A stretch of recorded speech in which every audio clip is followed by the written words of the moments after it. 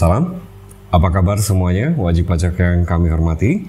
Perkenankan kami dari PT Semangat Pajak UMKM memberikan penjelasan sederhana terkait Cortex yang akan Anda hadapi saat masa Januari tahun 2025 mendatang.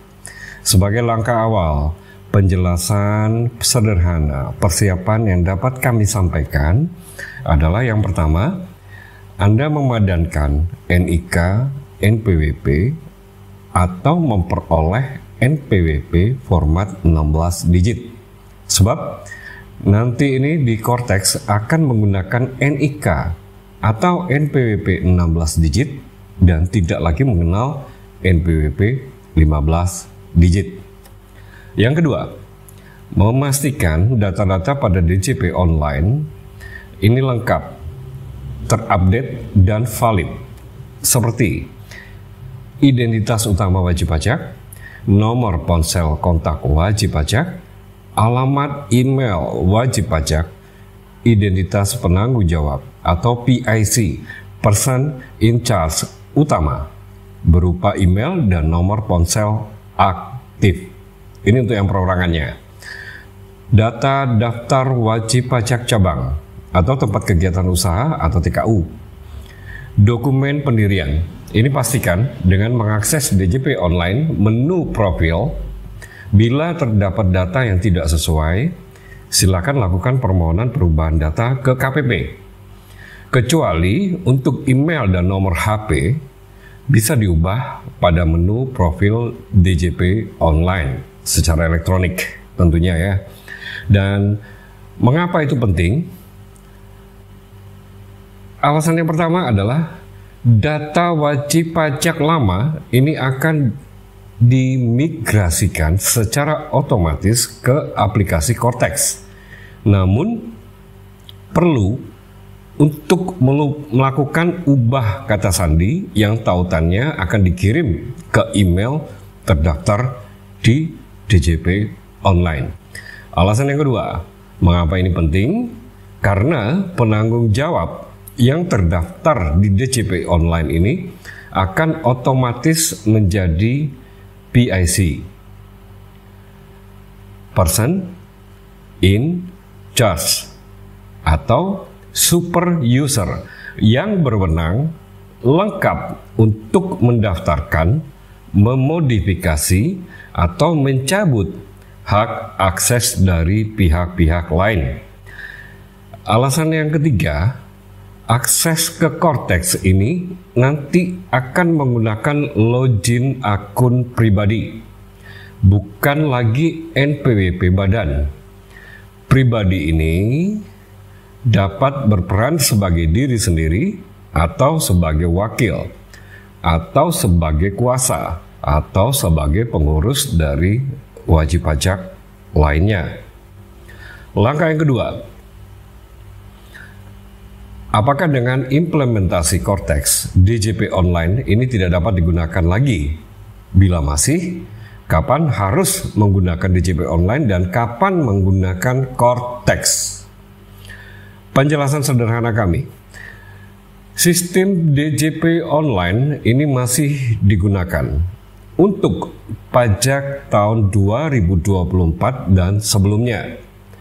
Pelaporan dan pembayaran SPT untuk pajak tahun 2024 ke bawah ini tetap menggunakan saluran DJP online. Contohnya, melaporkan SPT tahunan pajak penghasilan orang pribadi 2024 atau SPT masa PPN November 2024 harus melewati saluran DJP online. Kode billing 2024 ini masih berlaku, tetapi pembayarannya harus menggunakan saluran DJP online, bukan Cortex. Jadi contohnya itu seperti kode billing untuk pajak penghasilan pasal 25 masa Desember 2024 yang dibuat di 2024 atau 2025 tetap bisa dipakai melalui saluran DJP online. Migrasi data. Data pembayaran dari DJP online ini akan dipindahkan ke Cortex dan harus muncul di Taxpayer Ledger supaya bisa digunakan untuk pembayaran atau pengembalian pajak. Contohnya ya, pembayaran pajak penghasilan pasal 29 tahun 2023 di DJP online ini akan diimigrasikan ke Cortex agar bisa dipakai di tahun 2025. Nah, sementara untuk pengecualiannya antara saluran DJP online dan saluran Cortex ini, ada pengecualian wajib pakai Cortex sejak awal untuk kategori pajak penghasilan final tanah dan bangunan. Semua proses pembuatan kode billing dan pembayaran pakai Cortex, meski transaksinya di tahun 2024. Contohnya ya, bayar pajak penghasilan final atas penjualan tanah di Desember tahun 2024 kemarin atau saat ini. Jadi untuk pembuatan e-billingnya dan pembayarannya ini wajib melalui saluran Cortex. Sementara untuk tagihan dan ketetapan pajak, pembayaran ini langsung diproses di Cortex, meski tagihannya untuk tahun sebelum 2025. Contohnya, pembayaran SKP, pajak tahun 2022, tetapi tetap harus menggunakan saluran Cortex. Jadi kesimpulannya, DJP online ini masih digunakan untuk tahun pajak 2024. Saya ulangi lagi, DJP online masih digunakan untuk pajak tahun 2024 dan sebelumnya selama masa transisi.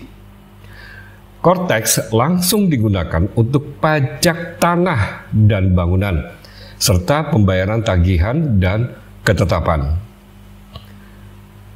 Sementara untuk info lengkapnya ini akan diatur lebih lanjut dalam aturan turunan yang dapat Anda lihat di dalam Peraturan Menteri Keuangan Nomor 81 tahun 2024. Langkah persiapan yang ketiga. Apakah NPWP badan dapat login dan digunakan bersama-sama dalam sistem Cortex layaknya mengakses DJP online? Penjelasan kami, di dalam sistem Cortex terdapat perubahan signifikan terkait akses akun bagi wajib pajak badan. Jadi ada perubahan signifikan untuk wajib pajak badan. Berbeda dengan sistem DJP online sebelumnya, di mana akun NPWP badan ini dapat digunakan bersama-sama oleh beberapa individu. Pada sistem Cortex, setiap kali akses akan dikaitkan langsung dengan akun orang pribadi yang ditunjuk sebagai perwakilan atau pengurus aktif dari wajib pajak badan. Perubahan utama dalam akses akun pribadi untuk akses wajib pajak badan. Setiap individu yang berwenang seperti pengurus atau kuasa harus menggunakan akun pribadi mereka untuk mengakses dan mengelola kewajiban perpajakan wajib pajak badan dalam sistem Cortex. Hal ini berarti NPWP badan tidak lagi digunakan untuk login langsung Cortex-nya. Nah, pemahaman tentang person in charge atau PIC. Wajib pajak badan ini memiliki maksimal 1 person in charge atau PIC utama yang akan memiliki otoritas untuk memberikan akses kepada individu lain atau pihak lain sesuai dengan kebutuhan. Misalnya ya, PIC utama ini dapat memberikan akses kepada staf tertentu atau pegawai atau karyawannya atau konsultan.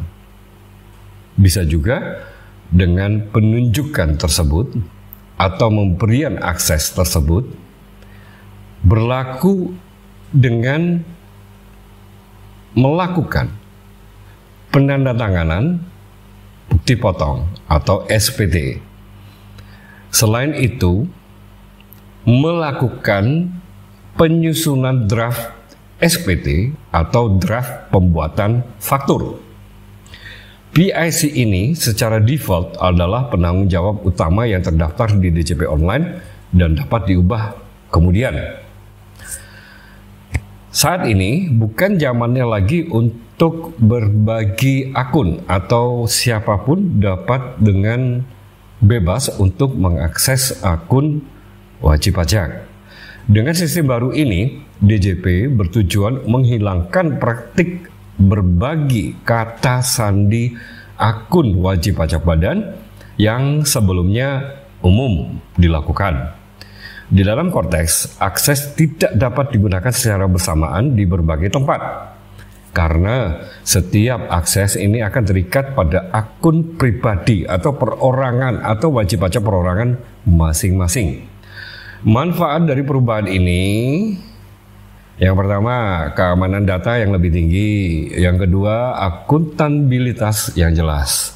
Jadi setiap tindakan dalam sistem ini dapat ditelusuri ke individu tertentu yang mengakses, serta meningkatkan akuntabilitas dalam pengelolaan kewajiban perpajakan. Langkah yang keempat, hal ini adalah yang paling penting. Apakah sertifikat elektronik dengan format .p12 ini yang lama masih harus diperpanjang? Sertifikat elektronik lama dengan format P12 untuk keperluan e-faktur desktop, web e-faktur, e-bupot unifikasi ini harus diperpanjang agar tetap dapat menggunakan layanan tersebut untuk kewajiban pajak atas masa dan tahun pajak 2024 sebelumnya. Apakah sertifikat digital yang diajukan di Cortex dapat digunakan untuk aplikasi legacy? Aplikasi legacy ini maksudnya aplikasi era DJP online. Hal ini, sertifikat digital yang diajukan atau yang Anda peroleh pada saat Cortex telah diluncurkan, ini tidak dapat Anda gunakan untuk mengakses aplikasi legacy. Karena apa? Karena jenis ekstensi sertifikatnya yang berbeda. Pemahaman yang berikutnya dengan dasar pertanyaan, bila sertifikat digital dari Cortex ini tidak dapat digunakan di aplikasi legacy, apakah setelah Cortex diimplementasikan pengajuan sertifikat untuk aplikasi legacy hanya dapat dilakukan KPP atau ke KPP oleh wajib pajak terkait seperti aturan sebelumnya? Sedangkan sertifikat digital dari Cortex untuk keperluan di Cortex saja. Ya, itu benar. Jadi setelah Cortex diimplementasikan, aplikasi e-registration untuk penerbitan sertifikat elektronik versi legacy atau era DJP online ini masih diberlakukan. Khususnya dalam rangka kebutuhan pelaksanaan hak dan kewajiban perpajakan wajib pajak pada aplikasi legacy atas masa pajak, bagian tahun pajak, dan atau tahun pajak 2024 dan sebelumnya.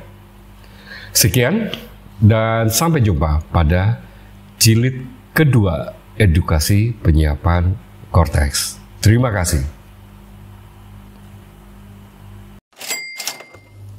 Salam, perkenalkan saya Hendra Prasetyo, pendiri PT Semangat Pajak UMKM, akan mengajak Anda, wajib pajak UMKM, untuk mengenal PSIAP, Pembaruan Sistem Inti Administrasi Perpajakan, dengan dua pokok pembahasan, yaitu yang pertama, apa saja yang akan diterapkan dalam Cortex Administration System. Yang kedua, memahami fasilitas fitur Taxpayer Account Management pengganti fitur DJP online ditambah dengan tata cara penggunaannya bagi wajib pajak UMKM. Telah kami sediakan suplemen materi terbarukan dan tutorialnya dengan program KTP, Komunitas Taat Pajak. Terima kasih dan sampai jumpa di Komunitas Taat Pajak spesial UMKM.